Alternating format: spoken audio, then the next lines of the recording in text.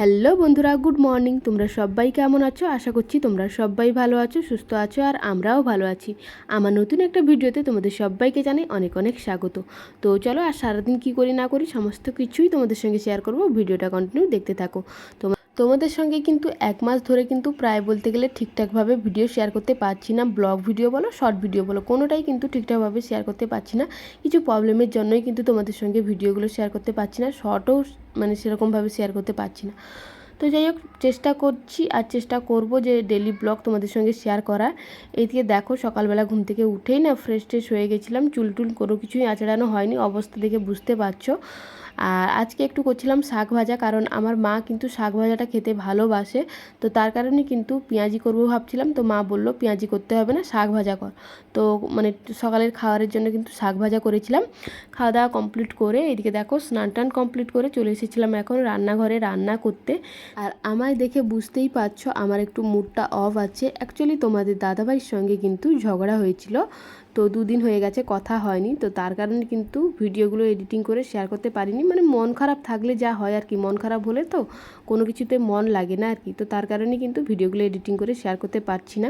তো আজকে এডিটিং করে শেয়ার করছি। অবশ্যই কিন্তু তোমাদের দাদাভাইয়ের সঙ্গে কিন্তু আবারও কথা হয়েছে। অ্যাকচুয়ালি স্বামী স্ত্রী থাকলে তো ঝগড়াঝাটি হবে, অবশ্যই মান অভিমান হবে। লোকে বলে ঝগড়া হলে নাকি ভালোবাসা বাড়ে, কিন্তু না, আমাদের কিন্তু ঝগড়া হলে আরও বেশি বেশি করে ঝগড়া বাড়ে আর কি। ভালোবাসা তো অবশ্যই আছে, কিন্তু দূরত্বটা নেই। আর মানে কি বলতো, বেশি বেশি করে যেন ঝগড়া হয় দুজনের মধ্যে। তো চলো, কি কি রান্না হয়েছিল তোমাদেরকে একটু বলে দিই। তো রান্না হয়েছিল পটল ভাজা, আর বড়ি ভাজা হয়েছিল, আর হয়েছিল মাছের ঝাল, মাছের টক, আর হয়েছিল একটা দিয়ে চচ্চড়ি। রান্নাবান্না কমপ্লিট করার পর এইদিকে দেখো চলে এসেছিলাম আমি মটর সিদ্ধ করতে চলে এসেছিলাম। আর এটা হচ্ছে নতুন প্রেসার কুকার বের করানো হয়েছে। আর আমাদের বাড়ির যে মানে পুরাতন যে প্রেসার কুকারটা না, ওটা কিন্তু সিটি পড়ছিল না আর কি। তো তার কারণে কিন্তু ওটা রিস্ক নিয়ে কিন্তু ব্যবহার করা হয় না আর কি। মানে কি জানো তো, একদিন মটর সিদ্ধ বসিয়েছিলাম, তো ওই মটরটা না পুড়ে গেছিলো আর কি। সিটি পড়েনি, অথচ জল শুকিয়ে গিয়ে না পুড়ে গেছিলো। তো ওইটা রিস্ক নিয়ে কিন্তু ওই প্রেসার কুকারের মধ্যে কিন্তু কোনো কিছুই বসানো হয় না। আর এই প্রেসার কুকারটা কিন্তু আমার বিয়েতে উঠেছিল আর কি। তো প্রায় বলতে গেলে 3.5 বছর হয়ে গেছে, জানি না কী গান করবে। 3.5 বছর কিন্তু ওটাকে ব্যবহার করা হয়নি, ওইটা কিন্তু বাক্সের মধ্যে ছিল।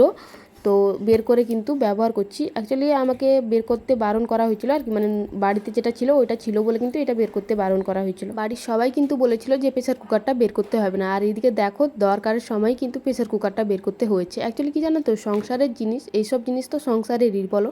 তো সংসারে কোনো কাজে যদি না লাগিয়ে যদি আলমারির মধ্যে ঢুকিয়ে রাখলাম, তাতে কী লাভ হবে বলো। তো তারপর দেখো, মানে সিদ্ধ বসিয়ে কিন্তু খাওয়া দাওয়া কমপ্লিট করে আমি এখন এসেছি মানে শাড়ি ধুয়ে কিন্তু ছাদের উপরে রোদে দিতে, এই যে দেখতেই পাচ্ছ। আর এখন কিন্তু সূর্যি মামা প্রায় বলতে গেলে অস্ত্র যায় সেরকম।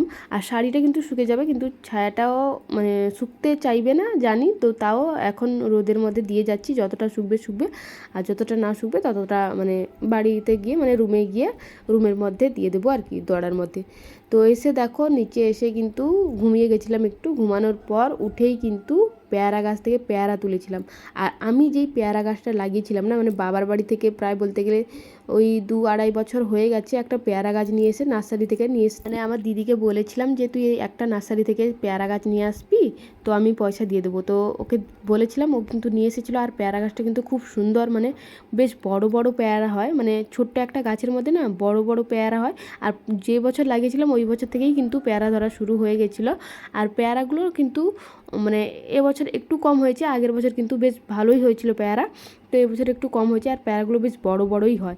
তো ওইগুলোকে কিন্তু আমি কেটে নিয়েছিলাম। আর কেটে নেওয়ার পর এদিকে দেখো লবণ আর একটু লঙ্কার গুঁড়ো। আর আমার না পেয়ারা মাখার সঙ্গে কিন্তু একটু লঙ্কার গুঁড়ো না দিলে না ঠিক পেয়ারা মাখাটা জমে না। তো তার কারণে কিন্তু একটু পেয়ারা মাখার সঙ্গে লবণ আর একটু লঙ্কার গুঁড়ো দিয়েছিলাম। আর মেয়ের জন্য কিন্তু আলাদা করে একটা কেটে দিয়েছিলাম।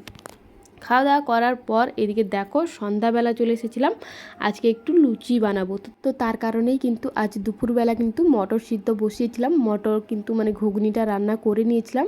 আর এদিকে কিন্তু মা মানে শাশুড়ি মা কিন্তু ময়দাটা মাখিয়ে দিয়েছিল, আমি বলেছিলাম যে মাখিয়ে দিতে। তো মাখিয়ে দেওয়ার পর কিন্তু আমি আর আমার মা কিন্তু মিলে বসে গেছিলাম লুচিগুলোকে করতে। আর আজকে কিন্তু মানে শ্বশুরবাড়ির সবাইকে আমি আর আমার মা নিজের একা হাতে কিন্তু করে মানে সবাইকে খাওয়াবো লুচি তরকারি করে খাওয়াবো আমি আর আমার মা। আর দিশা সোনাও কিন্তু বসে গেছিলো লেচি কাটতে, মানে ছোটো ছোটো ডেলু করছিল। ও দেখেই বুঝতে পারছো থালার মধ্যে মানে ঠাকুরের মতো সাজিয়ে দিয়েছে আর কি। আর দেখেও কিন্তু সবাই হাসছিল ওর যে মানে লেচি কাটাগুলো দেখে। আর মা কিন্তু আমাকে ডেলু করে দিচ্ছিলো আর আমি কিন্তু বেলে নিচ্ছিলাম।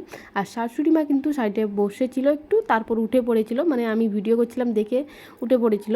তো যাই হোক, আর শাশুড়ি মা কিন্তু ভিডিওতে আসতে চায় না, ওই জোর করলে কিন্তু একবার আসে, নাহলে কিন্তু আসে না। তো সাইডে কিন্তু দাঁড়িয়েছিল আর মায়ের সঙ্গে একটু কথা বলছিল। মা, আমি, শাশুড়ি মা সবাই মিলে একটু কথাও বলছিলাম, এদিকে কাজও হচ্ছিল। আমি কিন্তু লুচিগুলো কিন্তু একটা আসনে মানে যতটা লাগবে ততটা কিন্তু বেলে নিয়েছিলাম। তারপর কিন্তু এইদিকে চলে এসেছিলাম লুচিগুলোকে ভাজতে। আর যখনই কিন্তু ক্যামেরাটা অন করেছিলাম তখনই দেখলাম মানে কোনো লুচিই ফুলছিল না। তারপর কিন্তু লুচিগুলো ফুলছিল, তো আমি ওই পার্টগুলো কেটে দিয়ে তারপর যেগুলো ফুলছিল ওইগুলোই তোমাদের সঙ্গে শেয়ার করছিলাম। এদিকে দেখো একটা ফুললো তো আর একটা ফুললো না আর কি। তো যাই হোক, আমি কিন্তু এদিকে ভাজছিলাম আর মা কিন্তু মানে আমার মা কিন্তু ওই সাইডে বেলে দিচ্ছিল আর কি। আর একার পক্ষে না লুচি ভাজাটা কিন্তু সম্ভব নয়, মানে কি জানো তো, লুচিগুলো তাড়াতাড়ি হয়ে যায় আর কি। আর লুচি ভাজতে কতক্ষণ টাইম লাগে বলো? লুচি ভাজা থেকে কিন্তু লুচিগুলো বেলতে কিন্তু অনেকটা টাইম লাগে। তো মাকে বললাম যে তুমি লুচিগুলো বেলে দাও। মাও বললো যে আমি লুচিগুলো বেলে দিচ্ছি, তুই এক কাজ কর লুচিগুলো ভাজবি চলে যা, আমি কিন্তু এখানে বেলে দিচ্ছি। তো মা ওই সাইডে বেলছিল আর আমি কিন্তু এই সাইডে এসে উনুনের মধ্যেই কিন্তু ভাজছিলাম। তো মা বলেছিল মানে শাশুড়ি মা বলেছিল গ্যাসে করবে নাকি, তো আমার কিন্তু উনুনের মধ্যে খুব সহজ মনে হয়। তো তার কারণে কিন্তু কোনো কিছু হলে আমি কিন্তু উনুনে চলে আসি আর কি। অ্যাকচুয়ালি কী বলতো, মুগলাই টুগলাই করলে একটু গ্যাসের মধ্যে করি, অ্যাকচুয়ালি ওইটা করতে কিন্তু অনেকটা ঝুটঝামালি থাকে আর কি। আর একার পক্ষে ওই মুগলাই টুগলাই করতে হয়, তো তার কারণে কিন্তু আমি ওই গ্যাসের মধ্যেই করে নিই, উনুনের মধ্যে আসি না। আর আমি যে বেলে রেখেছিলাম না ওইগুলো কিন্তু চাটার মধ্যে যে রেখেছিলাম মানে আসনের মধ্যে, তো ওইগুলো কিন্তু সমস্তগুলো জড়িয়ে গেছিলো। তো মাকে আবার দিয়ে তারপর আবার কিন্তু মা ওইগুলোকে ভালো করে ঠেসে আবার বেলে দিয়েছিল। তো একটা একটা করে বেলে দিচ্ছিলো আর একটা একটা করে কিন্তু আমি ভাজছিলাম। ভাজা কমপ্লিট করে এদিকে দেখো, মা বললো যে একটা কাঁঠাল ছিল, মানে শাশুড়ি মা বললো যে একটা কাঁঠাল ছিল ওইটা পেকে গেছে, ওইটা ছাড়িয়ে ফেলো। তো মারা আর অতটা জানে না যে আমার মা কিন্তু কাঁঠাল খায় না, মানে আমার নিজের মা যে কাঁঠাল যদি একটা একটা টুকরো যদি খায় তো কাঁঠাল, তাহলে কিন্তু ওর পেটে ব্যথা শুরু হয়ে যাবে।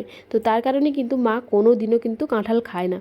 তো ছোট্ট একটা কাঁঠাল গাছে হয়েছিল, গাছ পাকা কাঁঠাল, মানে এবছর কিন্তু যতগুলো বড় বড় কাঁঠাল ছিল ওইগুলো কিন্তু ফেটে গেছিলো, নাহলে ওষুধ দিয়ে পাকানো হতো। আর এই যে ছোটো কাঁঠালটা কিন্তু এটা গাছ পাকা কাঁঠাল। আমি কিন্তু এখন বসে গেছিলাম ওই কাঁঠালটাকে ছাড়াতে। আর কাঁঠাল ছাড়ানোর আগেই কিন্তু আমি হাতের মধ্যে সরিষার তেল ঘষে নিয়েছিলাম। আমি কাঁঠাল ছাড়াচ্ছিলাম আর শ্বশুরমশাই কিন্তু বসে বসে দেখছিল। অ্যাকচুয়ালি কী জানো তো, আমি যখন নতুন কোনো কাজ করি তখন কিন্তু শ্বশুরবাড়িতে শ্বশুরমশাই প্রায় সময় দেখি, কোনো সময় কোনো নতুন কাজ করলে না শ্বশুরমশাই বসে থাকে। আর বাবার বাড়িতে হলে বাবা বসে থাকে বা বাবা দাঁড়িয়ে দেখে কি ঠিকঠাকভাবে কাজগুলো করছি কিনা, ঠিকঠাকভাবে কাজগুলো হচ্ছে কিনা কিন্তু দাঁড়িয়ে দেখে। বাবার বাড়িতে বাবা দাঁড়িয়ে দেখে, মানে বাবা দেখে, আর শ্বশুর বাড়িতে কিন্তু শ্বশুরমশাই দেখে। শাশুড়ি মা বলো মা বলো সেরকম দেখে না। তো চলো আজকে ভিডিওটা